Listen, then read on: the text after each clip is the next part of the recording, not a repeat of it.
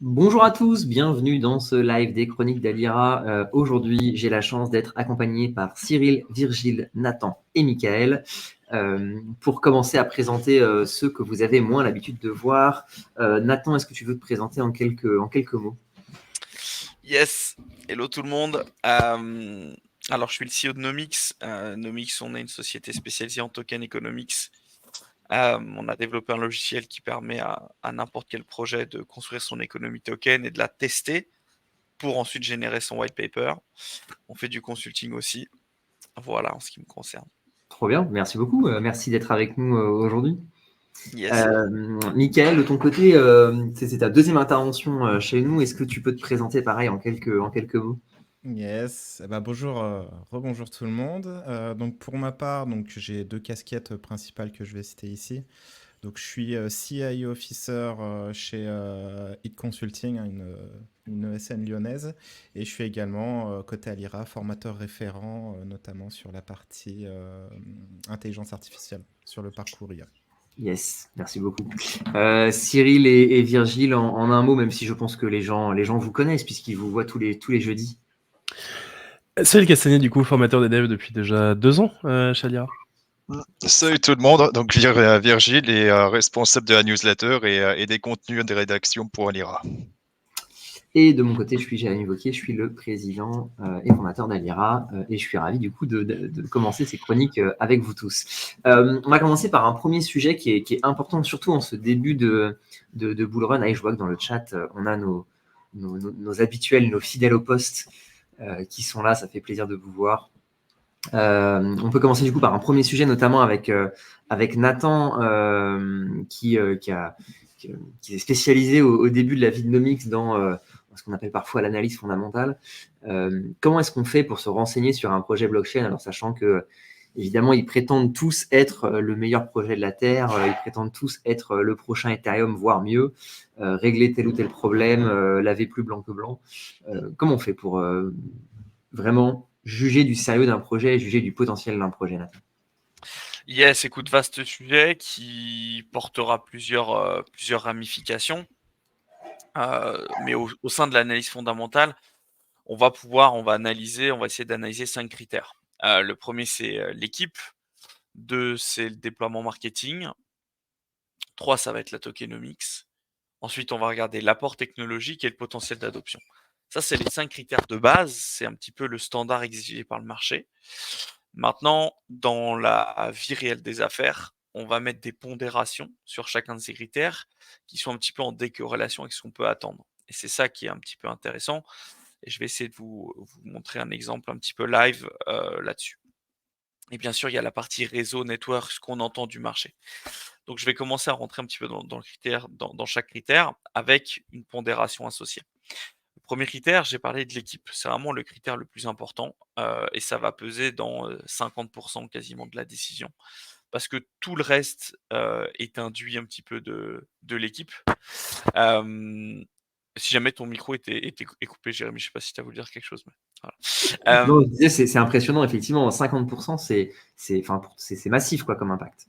Ouais, parce que tout découle de ça. La façon dont ils vont déployer les 4 autres critères découle de celui-ci.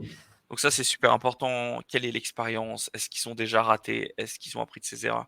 C'est de comprendre un peu, de se mettre dans la peau du fondateur. Et c'est vraiment le critère très important. Ensuite, en numéro 2, qui va peser donc quasiment 30% de la décision, ça va être le marketing. Parce qu'aujourd'hui, sur l'investissement en token, le budget marketing pèse énormément, c'est crucial et c'est vital puisque le prix d'un token n'est pas relié, n'est pas corrélé aux performances de la société. C'est aujourd'hui décorrélé, c'est simplement l'offre et la demande sur le token qui régit le cours d'un token. Donc, étant donné qu'on investit dans un token, euh, enfin voilà, notre façon de faire de l'argent, c'est la hausse ou la baisse du token. Et effectivement, euh, la performance de la société, c'est indirectement corrélé parce que si on annonce un gros partenariat ou si la société est génératrice de revenus, le marché va pricer ces nouvelles dans le cours du token. Néanmoins, il n'y a rien de mathématique. Alors qu'en bourse, c'est beaucoup plus mathématique. Quand une société cotée publie ses résultats annuels, le cours de son action s'envole directement ou pas d'ailleurs, à la publication de ces résultats-là. Donc là, on est sur une autre configuration de marché, c'est important de bien le comprendre. Et donc le marketing, c'est très important. Ensuite, on va avoir la tokenomics, qui va peser pour à peu près 10 de la décision. La tokenomics ne fera jamais le succès d'un projet. Par contre, une mauvaise tokenomics condamnera de facto un bon projet. C'est comme ça qu'il faut le voir. Et donc la tokenomics va nous permettre de voir si on a des red flags. Si on a des red flags un petit peu sur le projet. Ce serait quoi pour toi un red flag dans la tokenomics? C'est quoi? C'est genre l'équipe s'est octroyé 50% de la supply, Ouais, c'est des trucs comme ça? exactement. Tu vas avoir une partie sur les allocations, tu vas avoir la distribution de reward dans le temps, tu vas avoir plusieurs critères qui vont pouvoir te attirer ton attention ou te dire: «Tiens, on a peut-être un red flag à ce niveau-là». Donc oui, effectivement, tu vois, dans la tokenomics, tu vas avoir, la total supply, les allocations, les rewards, les vesting, le funding. Tu vois, déjà, si tu regardes rien qu'allocation et vesting, si tu as une équipe qui va vester sur au moins plusieurs années, tu vois, c'est pas un bon signe. Ouais. Après, encore une fois, il y a des sous-secteurs, donc je reviendrai là-dessus parce que quand tu lances un meme coin, c'est pas la même chose que quand tu lances autre chose. Le marché accepte les codes d'un meme coin alors que sur un projet d'infrastructure, c'est pas les mêmes codes. Euh, et puis les 2 derniers critères, c'est l'apport technologique et le potentiel d'adoption. C'est des critères qui pèsent finalement moins dans la balance, même si, bah, on aimerait que ça pèse plus. Hem, voilà. Mais aujourd'hui, c'est un petit peu relié, c'est-à-dire que si on a un projet qui effectue vraiment qui établit une rupture technologique, une innovation très importante, en général, tu auras une équipe qui est de toute façon très expérimentée parce que les mecs, ils auront pu voir ça. C'est pour ça qu'on en revient toujours à ce critère de départ qui est un petit peu l'équipe. Voilà, donc les deux derniers critères, on peut les pondérer à peu près à 5%, apport technologique et adoption. Moi, je vous donne vraiment pas les critères que j'aimerais avoir. Je vous donne les critères aujourd'hui de lecture du marché. Ce sont ces critères-là qui sont pondérés un petit peu comme ça, et c'est vraiment comme ça qu'il faut le dire. Voilà, Ok. c'est un petit peu ça. Maintenant, une fois qu'on a dit ça, il y a plusieurs façons d'investir. Soit on investit une fois que le token est live, soit on investit en pre-sale. Et ça, c'est deux approches qui sont totalement différentes. Si on investit quand le token est live, on a déjà dérisqué une grosse partie de la chose parce que le projet a réussi à passer le TGE, etc., etc. Et on va pouvoir voir les volumes qu'il y a sur le marché. On peut préciser Euh, peut-être que c'est que le TGE pour les gens qui sont moins familiers avec ces trucs-là? on- Parce que ouais, tout... Ouais, TGE, c'est vas-y. le Token Generation Event. C'est le premier listing du token sur une place de marché, quelle qu'elle soit.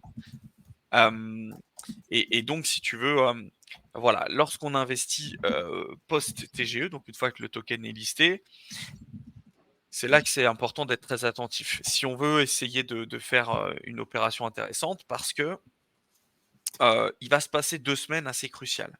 Un projet, il va d'abord en général se lancer via un launchpad et puis sur un DEX. Un DEX, pas un DEX, un DEX, un échange décentralisé. Donc déjà, regardez, est-ce qu'il construit sur quelle blockchain? Quelle peut être l'attraction? Aujourd'hui, si tu lances un projet euh, sur une layer 1 qui est un petit peu plus petite, je sais pas, Avalanche ou Elrond, t'as potentiellement une adoption qui est un peu plus, qui sera un peu plus lente que si tu Ouais. builds tout de suite sur Ethereum ou voilà, par exemple. Et donc, c'est ça qui est important de regarder parce que les 2 premières semaines du listing, tu vas avoir un volume sur ce marché. Et en fonction du volume, tu peux savoir si le projet il peut être listé sur un exchange. Et selon le volume, plus le volume est fort, plus tu peux attirer un tier 1. Donc Binance, Coinbase. Si par contre tu as des volumes un peu plus faibles, tu seras sur des exchanges de type tier 2 ou tier 3, KuCoin, Gate.io, etc., etc. Et c'est ça qui fait le décollage d'un token, c'est le listing sur exchange. Donc ça, c'est important. Donc aujourd'hui, si j'essaie de donner des données un peu chiffrées, si tu fais entre 200, entre 200 et 500 cas de volume daily, tu vas pouvoir être listé sur un tier 2. Si tu vas chercher plus, tu as une traction communautaire énorme, tu vas pouvoir aller chercher un tier 1. Et là, ton token, il peut faire x10 ou x100 une fois qu'il y a le listing. Donc ça, c'est des critères un petit peu qu'on regarde. Donc là, encore une fois, je suis parti sur la sous-branche investir après le listing d'un token. C'est ça qu'on va regarder. Et bien sûr, parfois le listing sur un exchange est déjà négocié au préalable.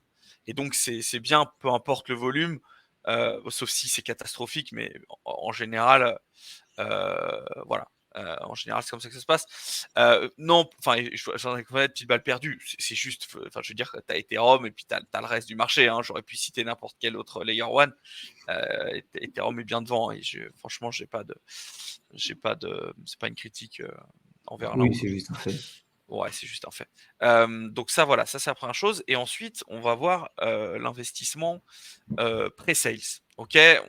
Et en général, tu vois, là, il y a un autre arbitrage à faire. C'est est-ce que j'accepte d'investir en pre-sale et de partir sur 12 ou 24 mois de vesting, mais est-ce que j'estime que le prix de mon token sera drastiquement bien supérieur à celui du prix du listing ou pas? Et est-ce que j'accepte de prendre ce risque? Parce qu'en général, ce qui se passe quand tu investis pre-sale, le jour du TGE, tu fais x10, x20, x30 ou plus.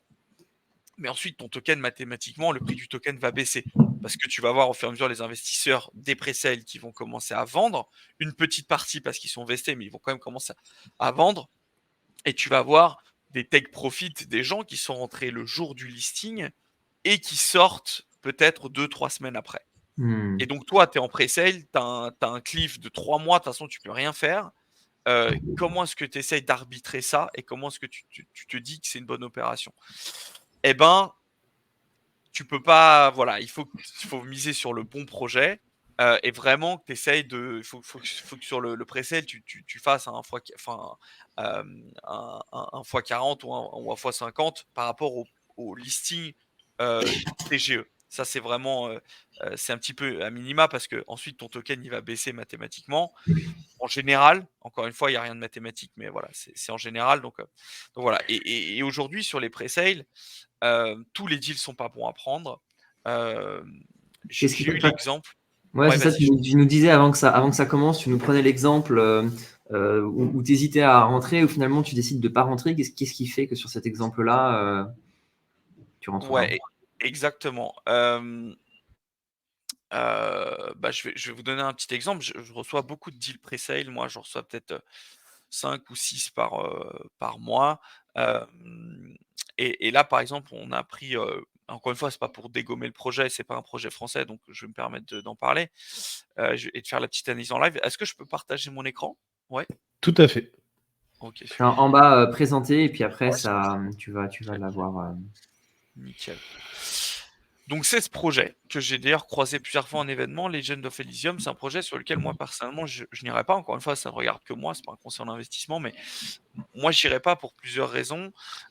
Et on a fait un petit peu le débrief avec la team Nomix de pourquoi est-ce qu'on rentre pas. Il y a eu plusieurs éléments. Premièrement, aujourd'hui, une presale c'est difficile. Ah, c'est difficile, d'accord. Pour y accéder, faut un petit peu courber les chines devant le CEO, laisse-moi un slot, s'il te plaît, etc., etc. Là, aujourd'hui, c'est facile d'accéder à cette presale et tout est mis en avant. Enfin, si tu veux, il y a un discours assez marketing. La tokenomics, elle est vite mise en avant sur le site. On perd un petit peu de vue le jeu, en fait. C'est vraiment un discours qui s'adresse tout de suite aux investisseurs et pas aux joueurs.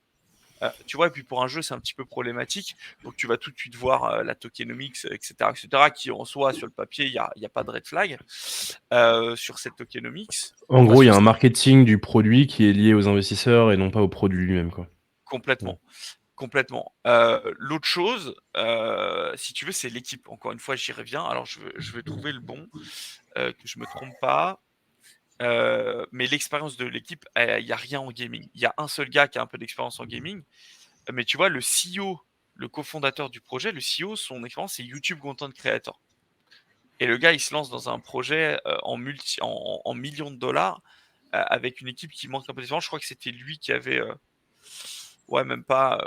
Tu vois, l'équipe, c'était un peu léger, quoi. C'était léger. Tu as une équipe de 7 mecs qui n'ont pas du tout des profils gaming, qui n'ont pas bossé dans des studios, qui ont une expérience assez limitée. Il y a une équipe tech, mais voilà, si tu veux, c'est une équipe de 4, 5, 6, 7 pour faire un jeu comme ça. Mais il faudrait qu'il y ait 50 personnes.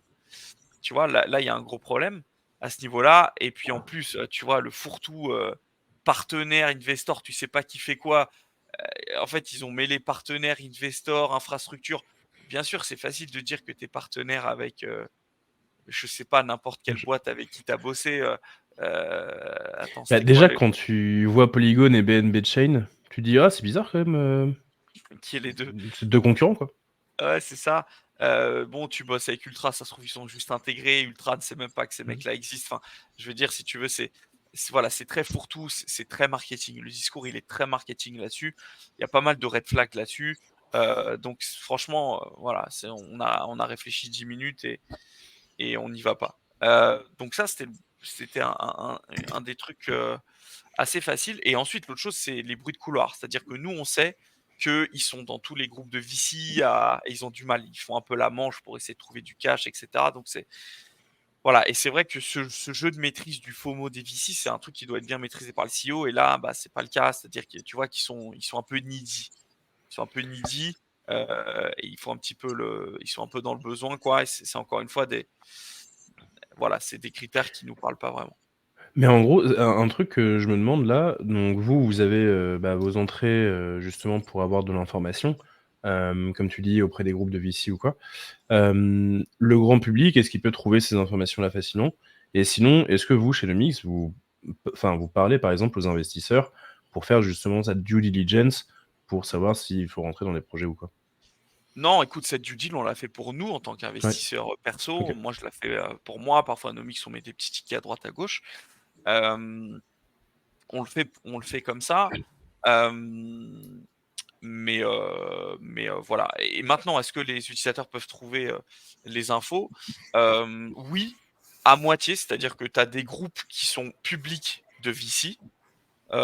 Tu vois, tu as quelques groupes que tu peux trouver. Et là, tu vois un peu ce qui se dit, etc. Tu vois, notamment le groupe public d'Outlier Ventures, qui est l'un des plus gros fonds Web3/Accelerator. Il y a pas mal de projets qui passent. Et en fonction, tu vois, si le mec il met un message Hello, on lève des fonds et tout, aujourd'hui, ça se fait plus comme ça, les levées de fonds. C'est bouche à oreille, c'est le network, c'est comme ça. Voilà. Il y a un dernier red flag, et je vous avoue que pour Legend of Elysium, je le sais pas.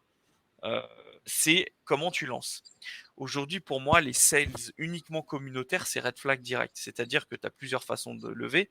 Soit tu fais euh, une ICO, pardon, une IEO, donc Initial Exchange Offering. Donc, c'est-à-dire que ta première levée, c'est sur Exchange. Mais aujourd'hui, ça se fait quasiment plus, sauf pour des projets, genre, je crois qu'il y a eu Portal récemment. C'est des succès de malades parce qu'ils ont des tractions de fou, etc. Mais voilà, donc en gros, tu as plusieurs catégories. Donc, tu as deux catégories. Soit tu lances via un launchpad ou via un exchange, voilà, ou tu lances avec ta commu. Et pour moi, le parti commu, c'est un peu red flag parce que du coup, tu n'as pas eu d'audit professionnel de fait. Tu n'as pas eu un exchange qui est passé, tu n'as pas eu un launchpad qui est passé, donc c'est la commu qui va, entre guillemets, manger le truc dans le nez. Et ça, pour moi, c'est un petit peu, enfin, c'est red flag. C'est la façon de lancer. Donc, voilà un petit peu mon avis sur ça. Euh, et voilà. Ok, hyper intéressant. Comment vous faites, je sais pas, Virgile, par exemple, je sais que tu vois Mm. beaucoup de projets passer. Comment tu peux te renseigner un peu sur la viabilité des projets? Bah, alors, me concernant, bah, pour ce qui est de l'équipe, je suis complètement d'accord avec Nathan sur ce coup-là. Vraiment, il y a un aspect humain qu'il faut prendre en compte dans un projet qui est vraiment déterminant, notamment sur l'équipe, les membres de leur équipe, leur expérience, etc., etc. Et cela dit, j'accorde un peu moins d'importance au marketing et plus d'importance aux données sur la blockchain. Si c'est une infrastructure blockchain, je vais regarder les transactions, je vais regarder si c'est de l'activité concrète, en fait, quels sont les frais de réseau, etc. Et si c'est une application, je vais regarder son nombre d'utilisateurs et puis ce qui se passe concrètement dessus. Parce que ce qui m'avait un peu vacciné sur le marketing à l'époque, c'est que il y avait des projets de blockchain d'infrastructure qui annonçaient 1500 transactions par seconde à chaque fois. Et dans les faits, quand on regardait l'explorateur de blocs, ça donnait 30 TPS à tout casser. Et encore au-delà, ça commençait à congestionner. Donc ouais, en fait, c'est ça. Faut Ouais, donner il peut y avoir un vrai écart entre la promesse et ce qui est effectif, quoi. exactement. Et bien évidemment, mais en général, les projets sur lesquels on investit en pré-sale, ils n'existent pas encore. Donc Bah oui, il bien n'y a, sûr. y a rien encore on-chain. Mais Par effectivement, définition. sauf si, pour la partie sur le deuxième volet, investir sur un coin qui est déjà live, bien sûr, évidemment, tout ça se regarde. Ok. Bon, bah, hyper chouette d'avoir. Ouais, Cyril, tu voulais dire un truc? Bah ouais, j'avoue, moi, il y a un truc que j'aime bien faire aussi, c'est aller regarder les articles qui sont écrits, par exemple sur Medium. Moi, c'est un outil que j'utilise beaucoup, Medium et dev.to. Quand j'ai envie de me renseigner sur un projet, j'ai tendance à aller sur ça parce que, je peux trouver des articles écrits par la team et très vite, en fait, on comprend un petit peu le sens du projet parce que bah, soit on voit de la tech, soit on voit le marketing, soit on voit des trucs complètement bullshit. Donc ça, en fait, c'est un bon moyen de voir la communication de la team par des articles de blog et finalement, est-ce qu'il y a aussi, par exemple, un suivi assez régulier ou pas. Et on voit aussi de la traction. Si, par exemple, il y a des articles qui sont écrits par d'autres personnes que la team, bah, en fait, très vite, on se rend compte si les trucs intéressent, enfin, les projets intéressent. S'ils sont les seuls à parler dessus, peut-être qu'il y a un moment où, en fait, leur projet, il n'a pas un intérêt énorme. Pareil, regardez le trending sur Twitter ou regardez le trending sur Google, voir si, en fait, les gens ont envie de ce projet et commencent à en parler. Alors, c'est le cas déjà pré-sale un peu moins, mais très souvent post-TGE, on va se retrouver très vite avec des gens qui vont en parler. Si on voit que des gens qui essaient de chiller le projet sur Twitter, bon, c'est pas forcément le meilleur des trucs. Si on voit par contre des articles un petit peu précis sur quel est quel usage, machin, en fait, très vite, moi, je trouve que ça donne aussi une bonne impression. Et je voulais juste prendre la parole aussi pour rappeler que nos mix, on travaille ensemble pour justement ce genre de sujet. Carrément. Et notamment pour éduquer les gens à créer des tokenomics qui soient sensés quand vous lancez des projets, histoire d'éviter de vous prendre les pieds dans le tapis d'une mauvaise tokenomics. Tout à fait. Cool, super. Et je vous propose de passer au sujet suivant. Du coup, mince, désolé. Il s'agit de parler de la médecine et de son impact au niveau de l'IA. On a une news qui est tombée avec un médicament qui débute des phases cliniques qui a été découvert par une IA. Est-ce que tu peux nous en dire plus, Cyril? Ouais, alors la news à la base, je sais que Nathan, tu devais partir notamment déjeuner, donc si tu as envie de partir, n'hésite pas. Et merci Yes. beaucoup d'avoir été présent. Avec plaisir, c'était Merci beaucoup pour ton super cool. passage, Merci beaucoup, Nathan. C'était hyper cool et bon Ciao. appétit à toi. Merci, ciao. Salut. Ouais, du coup, le projet à la base dont on devait parler, c'était un projet dont on avait vu une information passer sur le fait qu'il y avait un nouveau médicament qui était rendu disponible, créé à partir de l'IA. Et en fait, bon, on s'est renseigné un petit peu, la news n'était pas si bonne que ça. Très souvent, on est habitué au titre un peu clickbait, donc on va chercher un petit peu plus loin. Mais en fait, du coup, on s'est dit, ok, on va parler de la médecine de manière générale impactée par l'IA. Du coup, je vais revenir quand même sur cette histoire de médicaments, et avec Mickaël, on va parler de ce qui se passe vraiment dans l'intersection entre la médecine et l'IA. Et typiquement, sur ce point-là, donc l'entreprise à la base dont on voulait parler s'appelait Farm AI, donc le classique. Cette entreprise en particulier s'appelait donc Silico Medicine, In Silico Medicine, pardon, excusez-moi. Ils ont quand même une page Wikipédia et tout, hein, c'est du très sérieux. Je vais partager mon écran aussi. Hop. Ajouter la scène.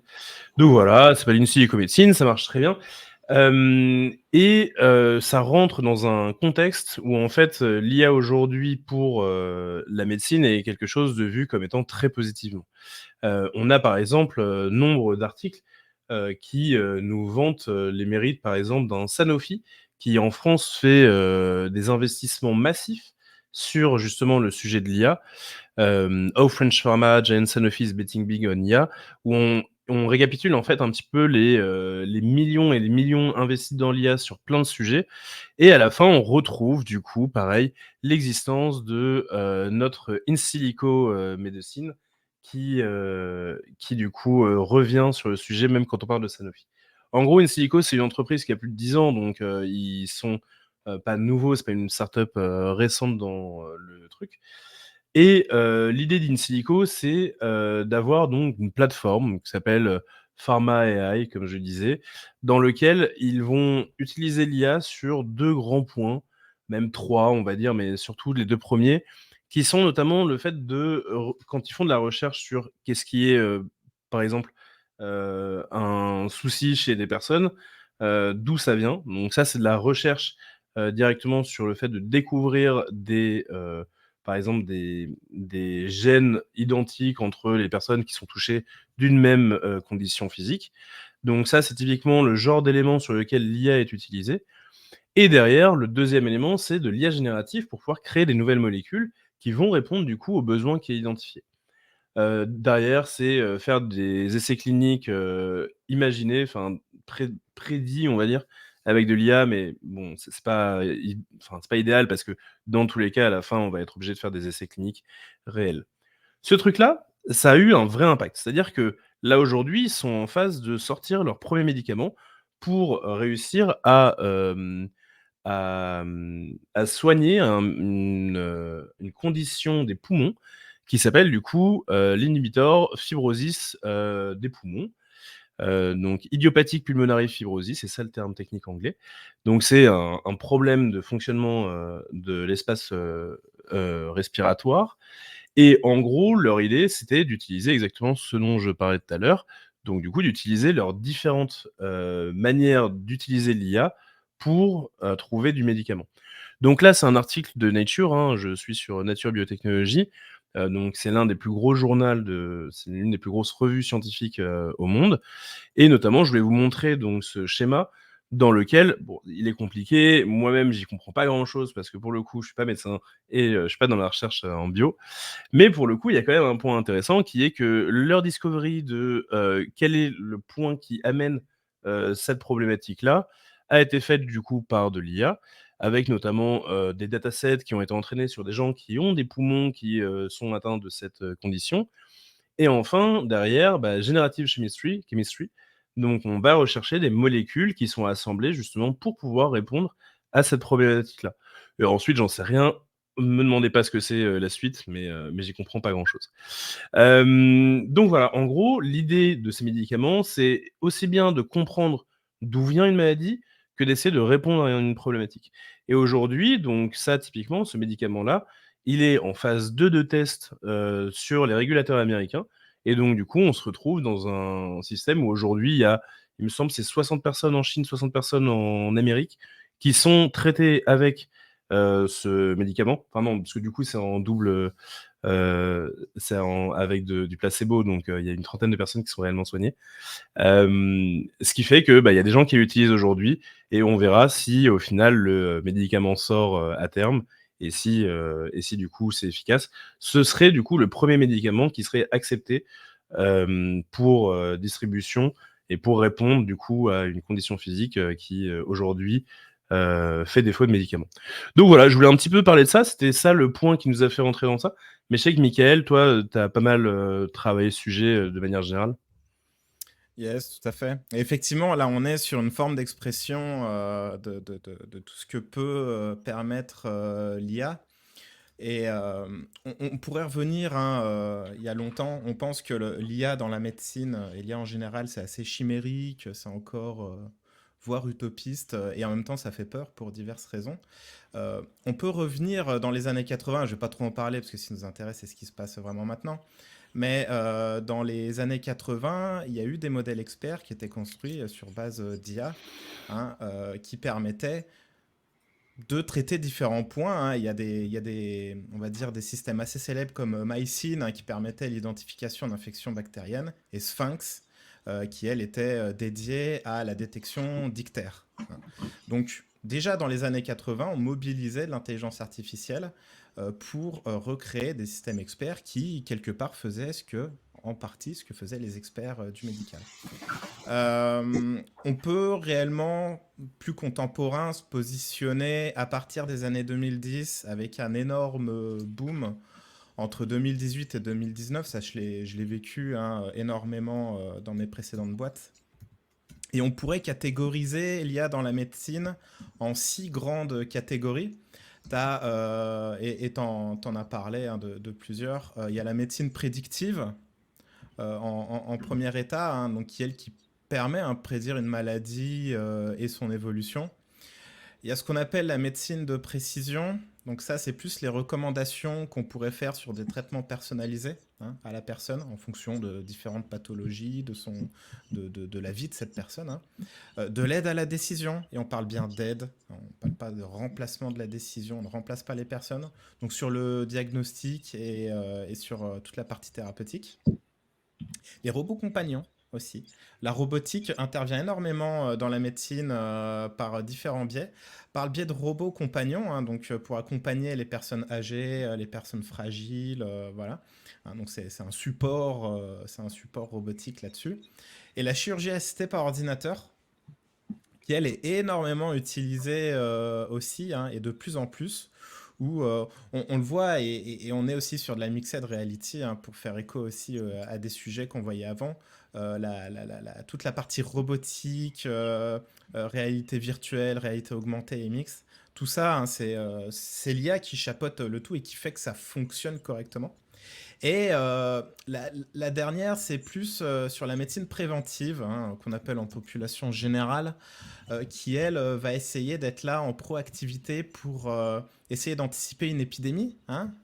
Typiquement, si demain, il y a un nouveau Covid qui arrive, eh ben, on a des systèmes qui s'entraînent toujours pour essayer de détecter le plus proactivement possible là-dessus.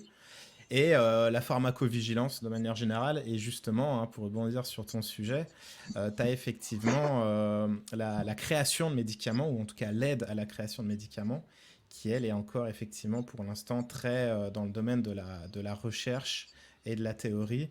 Et en plus, tout ça, de toute façon, lié à l'éthique et à la partie très sociale et culturelle, fait que les gens, les êtres humains sont pas forcément prêts encore tout à fait à, par exemple, avoir des médicaments estampillés créés par une intelligence artificielle. Déjà qu'il y a beaucoup de personnes qui ont du mal avec les médicaments tout court.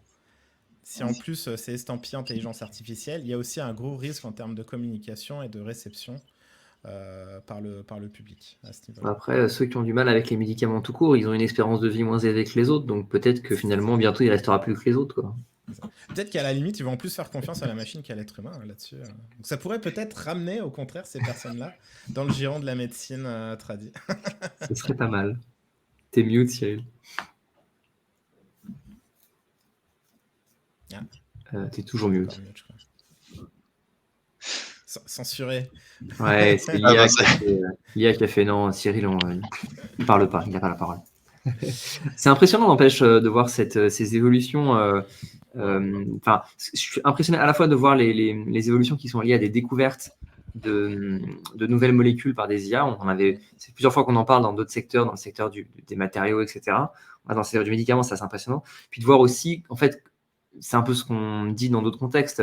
L'IA, c'est en fait un phénomène qui est assez ancien, qui remonte à bien avant la question des IA génératives.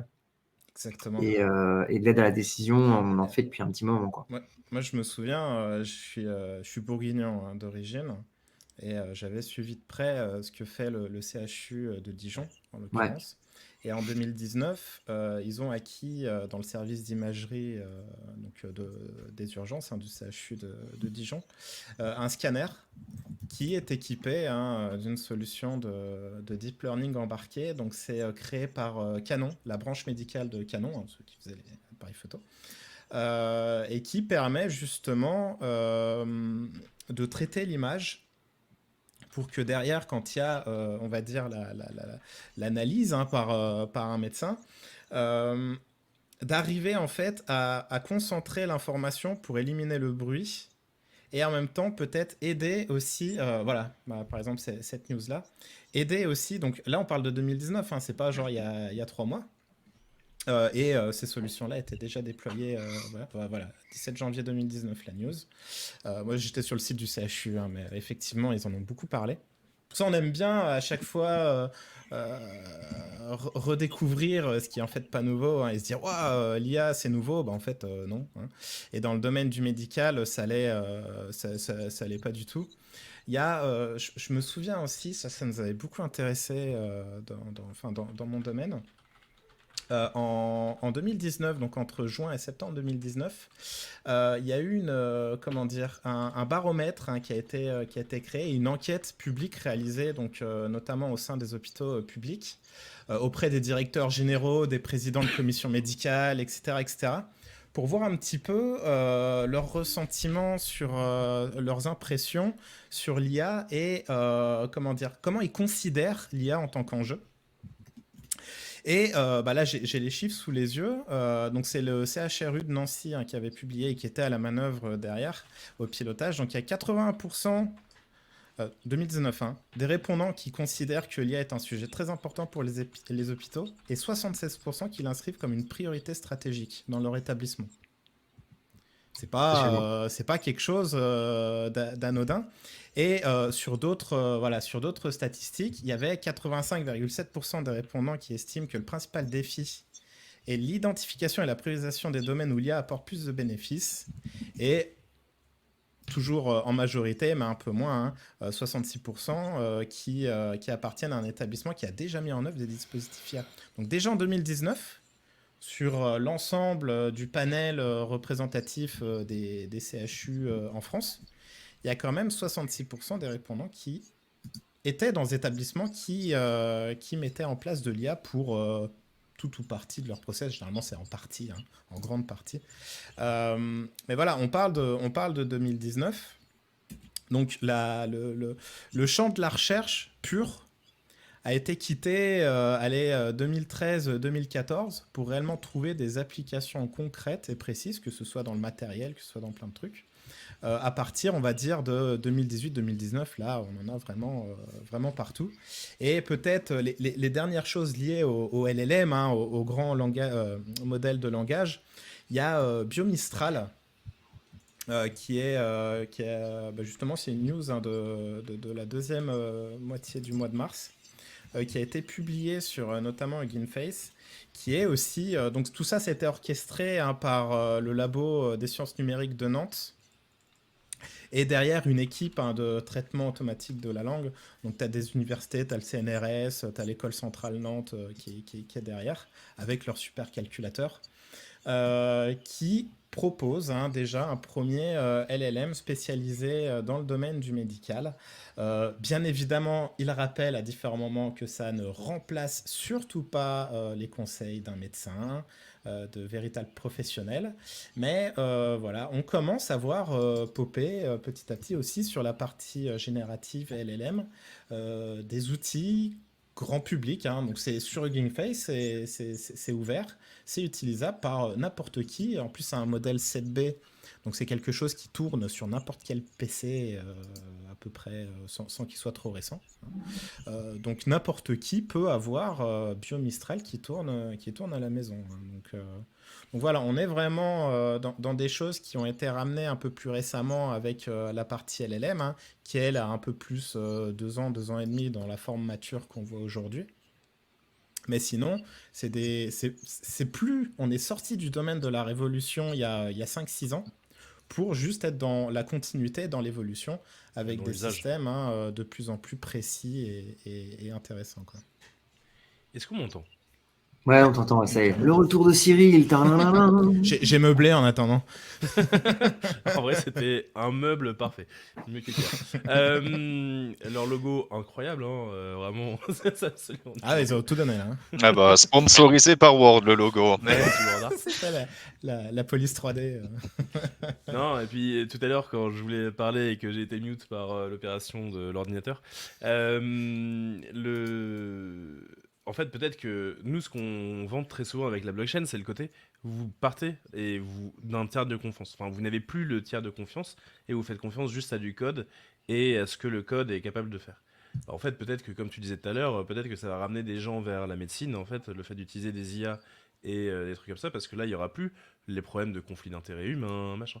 Évidemment qu'il y a des biais, évidemment que ça existe, ne soyons pas non plus effarouchés, mais pour autant, il y a quand même une utilisation de l'ordinateur qui peut-être amènera des gens qui ne croient qu'on le salue de la probité informatique vers la médecine, quoi. Mm. Et c'est là où l'intersection avec la blockchain aussi est super intéressant, où concernant la donnée, les échanges, etc., même à la limite la puissance de calcul dans une autre mesure, parlant du cloud computing, ça va ramener aussi l'aspect trustless aussi dans le trustless. Parce que derrière, que ce soit des GAFAM, que ce soit la Big Tech, hein, au sens général, on est quand même sur une centralisation des choses. Et il y a aussi quelque chose que je tiens à dire ici. Et souvent, il y a des abus de langage qui sont faits. On parle souvent de modèles open source. L'open source concernant l'intelligence artificielle va beaucoup plus loin que de publier un peu de code et de fournir les poids, hein, de fournir les modèles avec leur poids. Ça, c'est ce qu'on appelle la version open weight, hein, la plupart du temps. Donc, on fournit la boîte noire, mais c'est tout. On ne peut pas te faire de rétro-ingénierie derrière et savoir sur quoi ça a été entraîné, comment c'est entraîné et comment. On ne peut pas faire de l'explicabilité derrière. On ne peut pas savoir à partir d'une entrée comment ça se fait que j'ai cette sortie-là. Pourquoi j'ai cette décision-là qui est prise par la machine seulement avec ça, avec un peu de code sur GitHub et puis le modèle compilé en quelque sorte, hein, qui est fourni. Donc ça, faut aussi se méfier à ce niveau-là. L'open source côté IA, il y en a très peu qui le font. Hein. Et on disait que Mistral, même à l'époque, était open source avant qu'ils sortent leur nouveau modèle qui, lui, est complètement assumé pas open source. Et non, Mistral n'a jamais été open source. Au mieux, ils étaient open weight, hein, justement à ce sujet-là. Parce que y a aussi du secret un peu industriel.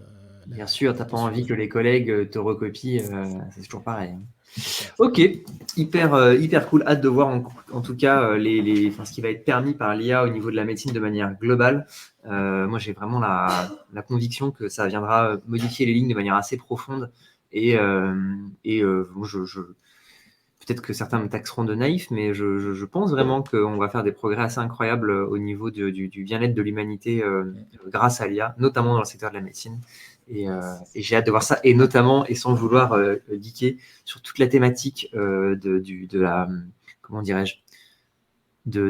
longévité, de l'extension de la vie. Il y a énormément de milliardaires américains qui s'intéressent à ça en ce moment. Et je pense que pour la prochaine décennie, il y a un énorme sujet sur la thématique de la longévité. Enhanced by IA, etc. C'est ça. Après, si ça nous permettait pas forcément de vivre plus longtemps, mais mieux, ça serait déjà pas mal. Parce que moi, mais les deux sont ensemble, en fait. Les deux vont ensemble. Mais pas très bien. Bon, à la limite. Non, on est d'accord, bien sûr. Non, les deux sont intimement liés, en fait. Les deux sont intimement liés. C'est ça. Allez, parlons un peu de nos amis les BRICS. Troisième sujet. Alors, les BRICS, pour rappel, hein, c'est ce groupe de pays qui entend concurrencer les États-Unis et l'Occident. Donc, BRICS, c'est un acronyme pour Brésil, Russie, Inde, Chine et Afrique du Sud.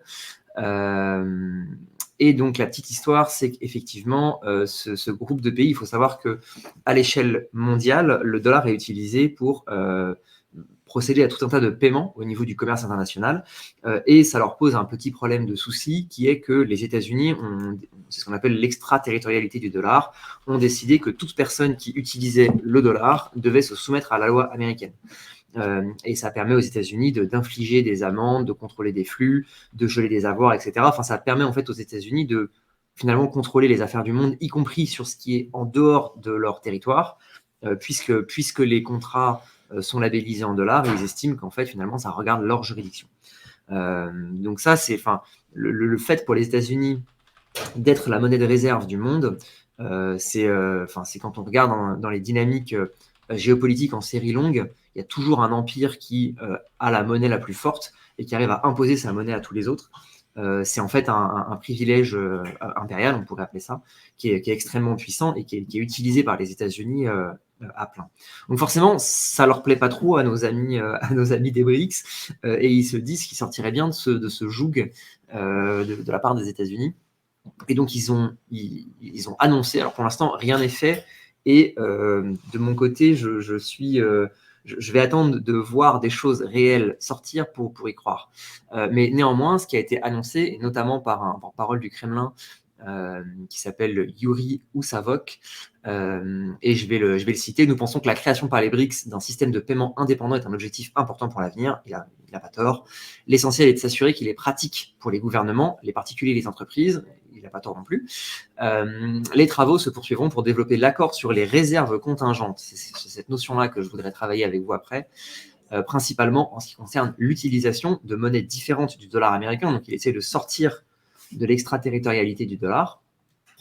Et ces monnaies différentes, qu'est-ce que ça peut être? Ça ne peut être que les monnaies de ces pays-là. Alors, même si c'est dans des versions numériques, dans des versions monnaie de banque centrale, etc., à la fin de la journée, ça restera des monnaies qui sont émises par ces entités. Et moi, c'est là où je voudrais peut-être un tout petit peu sonner la sonnette d'alarme sur... après, ils font ce qu'ils veulent, hein, c'est leurs économies. Mais le problème, c'est que vous connaissez l'adage, la valeur réelle de toutes les devises du monde, c'est zéro. Toutes les devises du monde vont à zéro. Et elles y vont plus ou moins vite.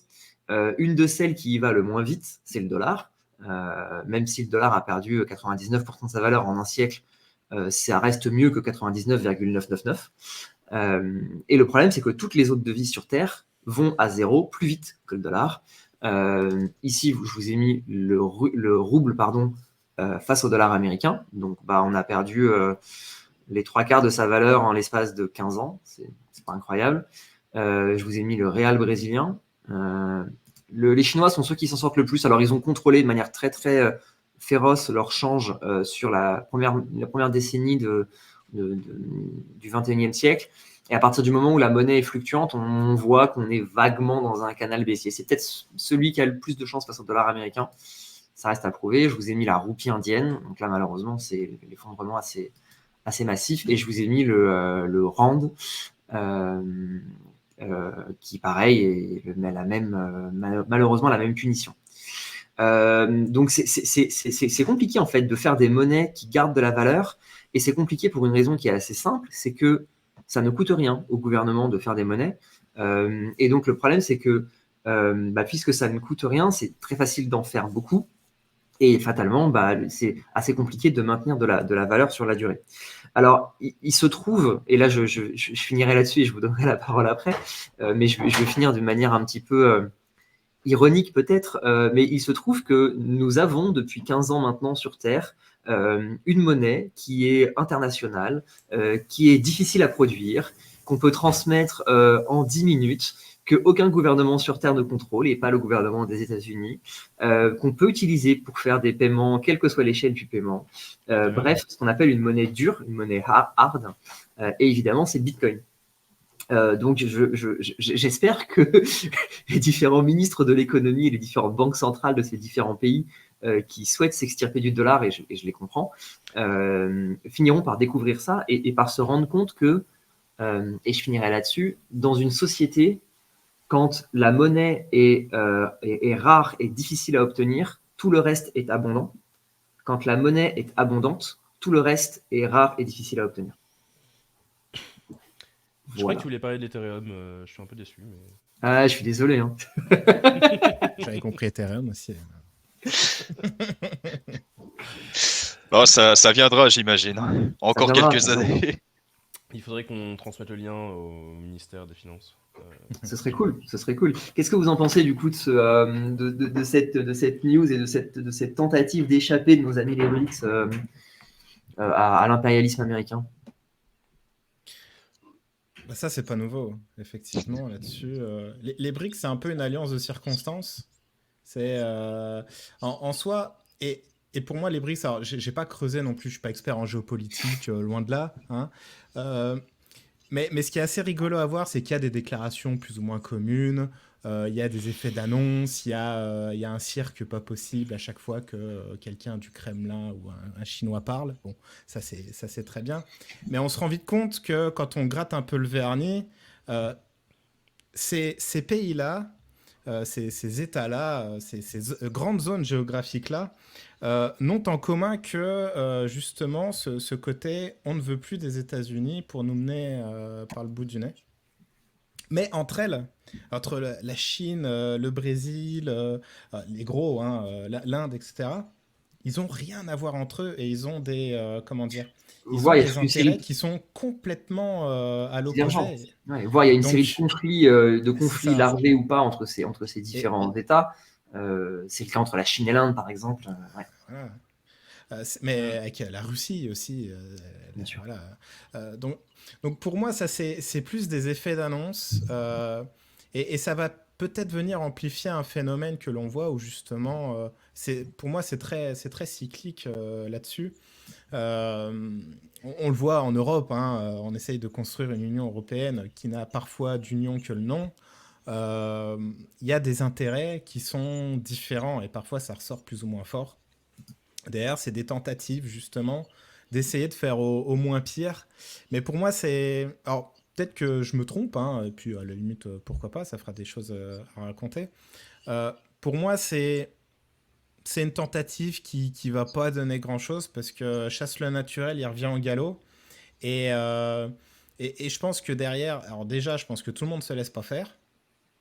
Et derrière, pour moi, c'est pas censé donner grand-chose. Cette histoire de BRICS, c'est plus une espèce de alliance et encore de circonstances. Mais il y a pas un fond. Et si on parle derrière comment dire, de bien-être on parlait du bien de l'humanité. Pour moi, ça, à la limite, c'est un effet de bord qui peut-être est souhaitable pour eux, mais qui pour moi est le cadet de leurs soucis. C'est plutôt leur intérêt propre qui rentre en jeu. Voilà. Et je laisserai la parole là-dessus. Bah, petit truc, juste on en parle évidemment de cette news parce que le terme blockchain a été mis dedans. Mais bon, il faut bien voir que si c'est une blockchain, ça n'aura de blockchain que le nom, ça ne sera pas public, ce sera pas décentralisé, ce sera pas complètement permissionless. C'est Enfin, une blockchain c'est... SQL. Non mais c'est ça, exactement. C'est globalement, faisons-nous confiance entre nous, donc on utilise une technologie qui est censée amener de la confiance, mais bon, tranquille quoi, enfin, c'est de la Et en fait, confiance entre gens dedans. c'est là enfin, je le disais en faisant un peu une blague, mais c'est là où vraiment, moi, je suis convaincu, et je le disais en étant un peu ironique et un peu acide tout à l'heure, mais je le pense vraiment au premier degré. Je pense vraiment que l'adoption par ces États d'une monnaie comme Bitcoin pour gérer leurs échanges internationaux aiderait grandement aiderait leurs économies à se développer de manière considérable. Parce qu'en fait, il y a pas d'alternative en fait. Ils n'ont pas de meilleure option disponible à long terme pour structurer leurs échanges. Et ça, en fait, plus ils vont mettre de temps à le réaliser, et plus leurs économies vont souffrir, plus leurs monnaies vont s'effondrer face au dollar. C'est FLTTTT qui disait les États-Unis n'ont pas imposé leur monnaie, c'est les autres qui veulent se brancher dessus. Et je suis assez d'accord en fait. Alors il y a les deux en fait, hein, parce que Il y a pas dans, les fous là. dans un rapport de force avec les États-Unis, il y a toujours l'attraction et la coercition, main droite, main gauche. Mais je suis d'accord qu'on ne peut pas du tout résumer ça à la question de la coercition. La raison pour laquelle les gens veulent détenir du dollar, c'est que c'est la monnaie la plus forte. C'est que quand votre monnaie locale s'effondre, vous avez envie d'avoir une monnaie qui garde de la valeur à travers le temps. Et en fait, aujourd'hui, historiquement, on a effectivement utilisé l'or pour le faire.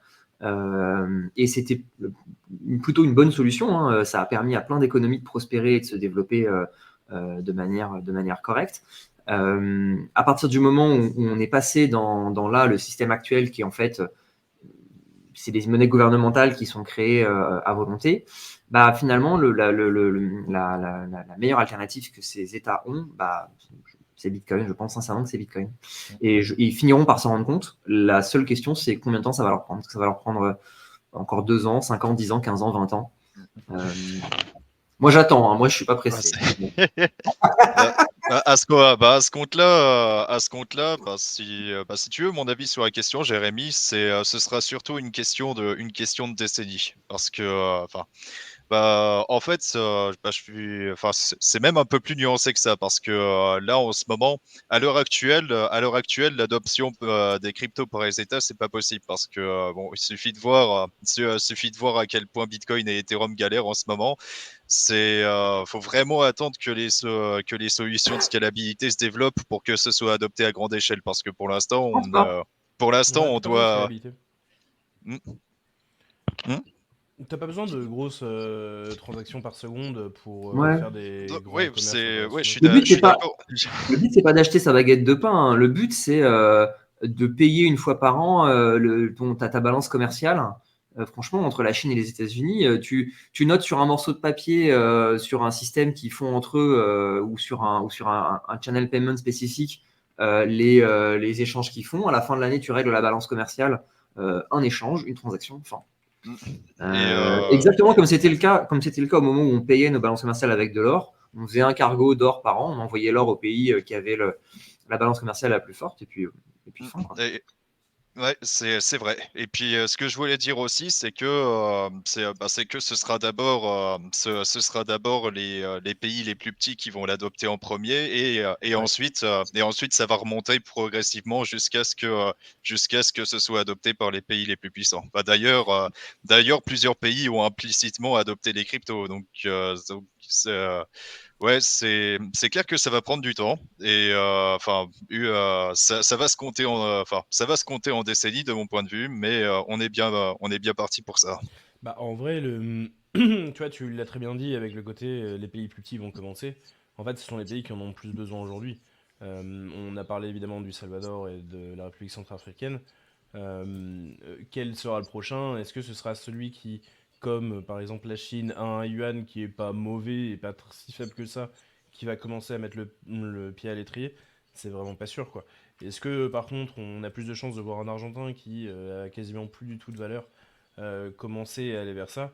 Bah, peut-être plus. Donc peut-être que ce ne seront pas les BRICS qui vont commencer à s'intéresser là-dessus, mais plutôt des pays qui en ont un besoin vital en fait.